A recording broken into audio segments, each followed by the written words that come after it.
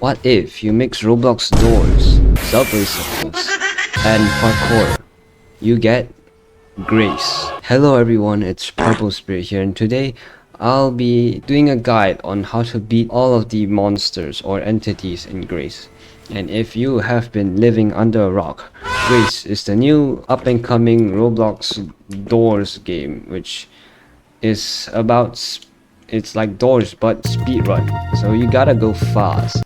And without making this video any longer, let's just get. So the first monster I'll be covering is this It's called door, a tampered doors, you idiot. well, this door, it says they are jammed and kick them open, which I've seen like a bunch of gameplay videos of people struggling. For a reason, you just gotta kick it. It's not that hard. And I know this is not a monster and entity, but this video is meant for entertainment, you know. Alright, up next. So our actual first monster I'll be covering is called Carnation, and he acts pretty similar to Rush from the game Doors, but he's just a little bit different. So how he spawns is that a flash of pink static would cover your screen when you open the next 15 doors. When he's chasing you, there's like flower petals or flames or tentacles looking thing that start waving on your screen. That means he's going to chase you, so you gotta keep running until you find a hiding spot. And to know if you found a hiding spot, there'll be a white light pointing at it or whatever it is. But yeah, he's like one of the most simple monsters in the game. After you reach the first checkpoint, the Goatman is the second monster in the game, which he's kinda like the timer that you see when you get out the second checkpoint. And when you run out of time, your screen will become like yellowish looking, and then the Goatman will slowly come down from the sky and get you, so that you have enough time to run to the next checkpoint. To survive him, just don't run out of time or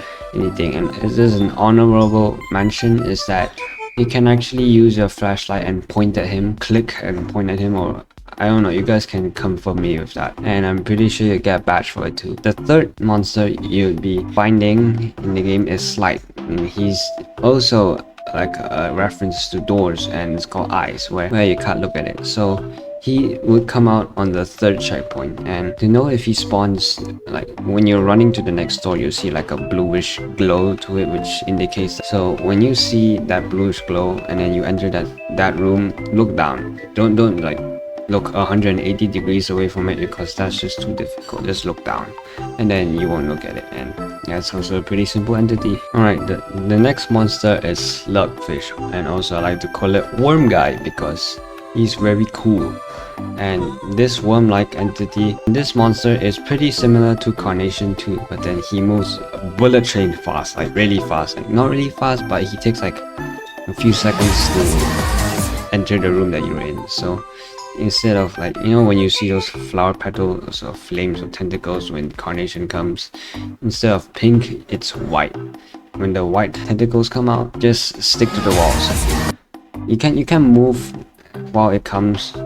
Just like make sure to stick to the walls and you won't get hit, right? Well, when Slugfish is in this checkpoint, there's another person that is going to spawn in this checkpoint, which is Elkman. I like to call Slenderman because he just kind of looks like Slenderman, you know. I definitely did not steal this nickname idea from someone else. When he spawns, your screen will start to static, and when it starts to static, all you gotta do is hide behind a wall where he can't see you, and then he will go away. And then after that checkpoint, there'll be the Heed, which is similar to Slide, but it's like his big brother, you know. Instead, to not look at him, you have to look at him. He's like Slide, but he's flip and he's red. You have to look at him. Quick tip from me, from my experiences in this game, is that while you're looking at him and you reach the end of the room, either press E or your slide movement key to open the door, because some people just keep staring at him and they would lose a bunch of time. So yeah, you still gotta open the door manually, and you can actually